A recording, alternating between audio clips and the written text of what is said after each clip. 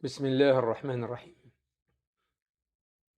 Qardaşlar sual göndəriblər. Sualda deyirlər ki, siz Azərbaycan əhalisini hamısını fətrat əhli sayırırsınız və fətrat əhlidirsə deməli onlar kafirdirlər. Onlarla kafir kimi müamilə aparmaq lazımdır. Tanımadığınlarınızı Azərbaycanda hamısını kafir sayırsınız. Bu haqda nə deyə bilərsiniz? Sualın cavabı belədir. Əziz müsəlman qardaş və bacılarım, demək, biz dəfələrlə qeyd etmişik ki, Azərbaycan əhalisinin çoxluğu müsəlman olduğuna görə müsəlman diyarı sayılır. Ta qədimdən. Və əlbəttə ki, bu müsəlman diyarında qeyri-müsəlmanlar da yaşayır. Demək, burada nə nəticə əldə edirik? Müsəlmanla müsəlman kimi davranmalısan, müamilə və qeyri-müsəlmanla da qeyri-müsəlman kimi davranırsan. Və əgər sən bir adamın fətrə əhli olduğunu yəqin bilirsənsə, deməli bu kafirdir, hələ İslama gəlməyib. Onunla kafir kimi davranırsan. Və əgər birisini tanımırsansa, diqqət edin, məntiqlə danışıram, məntiqlə fikirləşin. Tanımırsansa, tanımadığın bir adamı necə fətrət əhli deyə bilərsən? Tanımırsan bu adamı. Bilmirsən bu dəvət çatıb ona çatmayıb, müsəlmandır yoxsa qeyri-müsəlmandır. Tanımadığın adama necə fətrə əhli deyə bilərsən? Bunu kim bizə ünvanlayırsa, kim bizim haqqımızda belə düşünürsə, əlbəttə ki, onun ağlında naqislik var. Biz həmişə demişik, yenə bir daha təkrar edirik. Müamilə məsələsində Peyğəmbər sallallahu aleyhi və səlləmin hədisinə söykənirik. Halal da bəllidir, haram da bəllidir. Bu ikisinin arasında şübhəli şeylər var. Kim o şübhəlilərdən uzaqlaşarsa, dinini, malını, irzini qorumuş olar. Kim o şübhəlilərə dalarsa, özü də hiss etmədən harama girmiş olar.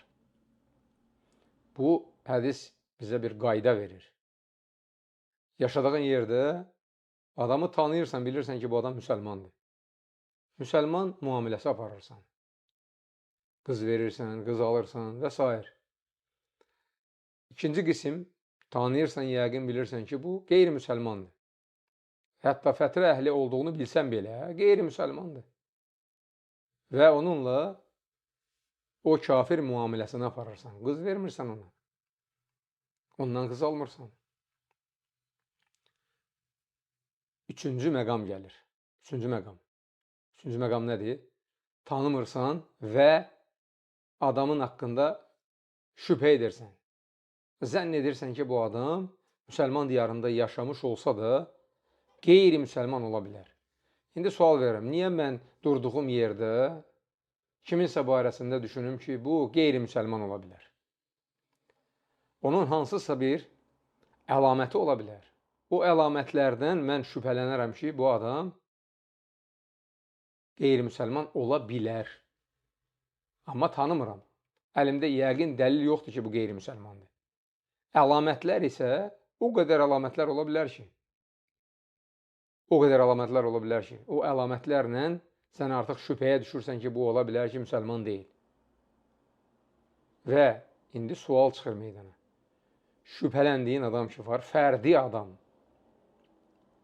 Bilmirsən bu müsəlmandır, yoxsa müsəlman deyil. Şübhələnirsən. Həmin adam sənin qapına elçiliyə gəlir. Qızını istəyir. Qoy vicdanla sual versinlər. O adama qız verərsinizmi? Yoxsa Peyğəmbər sallallahu aleyhi ve sellem hədisdə dediyi kimi araşdır, gör, əgər sənin dinindəndirsə, onda ona qız ver. Yoxsa bədbəxt olarsan. Araşdırırsan. Araşdırmağın, indi sual verirəm, araşdırmağın həmin adamı. O deməkdir ki, sən onun kafir olduğuna hökm vermişsən. İndi araşdırırsan, görəsən, müsəlman olsa ona qız verim, yoxsa yox? Niyə araşdırırsan? Əgər müsəlmandırsa o, ümumən müsəlman hökmü veririk də bu diyara. Əgər müsəlmandırsa, o da niyə araşdırırsan? Müsəlmanın müsəlman olduğunu araşdırırsan. Yox, əgər kafirdirsə, onda nəyə əsasən ona kafir deyirsən? Kafir də deyə bilməzsən. Çünki tanımırsan, küfrünü görməmisən. Kafir də deyə bilməzsən. Yəni, həmin adama, tanımadığın adama artıq sən bu məsələdə, müamilədə hökm verə bilmirsən. Araşdırırsan, müsəlman olsa ona qız verin. Bax, müamilə budur. Müamiləni gətirib hökmə qarışdırmaq lazım deyil. Məsələn üçün deyirəm, alimlər hökm verir kiminsə barəsində.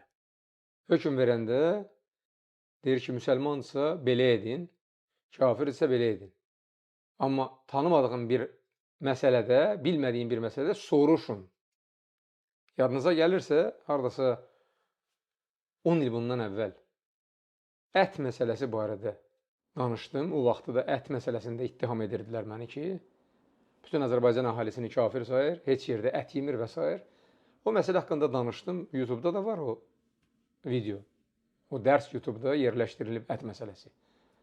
Ət məsələsi barədə danışdım, dedim ki, qardaşlar, yəqin bilirsən ki, filan kəs bismillahlə kəsib. Və salam. Müsəlmandır, bismillahlə kəsib, götürüb yeyirsən, halaldır bu sənə. Və yəqin bilirsən ki, filan kəs bismillah demədən kəsib. Demək, bu əti yemirsən. İndi qalır ortada şübhə etdiyin, bilmədiyin bir şey. Bu bilmədiyin bir şey haqqında orada alimlərin rəylərini gətirmişəm mən. Və alimlərin gətirdiyi dəlilləri orada qeyd eləmişəm. Böyük alimlərdir. Bu müasir dövrün alimləri. Gedib o ət məsələsi barədə olan xütbəni tapıb dinləyə bilərsiniz. İndi orada xüsusilə alimlər qeyd edir ki, əgər müsəlmanın evinə gəlmişsən, yaxud müsəlman səni qonaq çağırıb restorana tutaq ki, sən gəlmişsən orada araşdırmırsan. Araşdırmırsan, çünki səni çağıran adama sən arxayınsan, bilirsən ki, müsəlmandır, bu sənə haramı yedizdirməz. Lakin bilmədiyin, şübhə etdiyin bir yerə gəlirsən, alimlərin hamısı ittifaq edib. Araşdırırsan, soruşursan ki, bu kəsilən ət bismillahlə kəsilib, yoxsa yox. Bu qaydadır. Bu 2-2-dir. Bunu başa düşmək lazımdır. Bunu alimlər ittifaq edib bu məsələlərdə. Ki, halal da bəllidir, haram da bəllidir, ortada olan şübhəli şeylər var. Ona görə, qardaşlar, əsas məsələ burada nədir? Əsas məsələ odur ki, biz əgər ehtiyat babından hər hansı bir müamilədə Peyğəmbər sallallahu əleyhi və səlləm bizə tövsiyə etdiyi ki, müamilə ediriksə, bu o demək deyil ki, biz bütün diyarı, Azərbaycan diyarını, əhalisinin hamısını kafir sayırıq. Bunu kim deyirsə, qardaş, onun ya ağlında naqislik var, ya da bilərəkdən bizə qarşı hilə qurur. Allah Subhanahu taala hamımıza haqqı haqq olaraq göstərsin və bizi haqq yola yönəltsin, həmçinin batili batil olaraq göstərsin və bizi o yoldan uzaq eləsin. Subhanakallahumma və bihamdik, əşhədu ən la ilahə illə ənt, əstəğfiruka və atubu ileyk.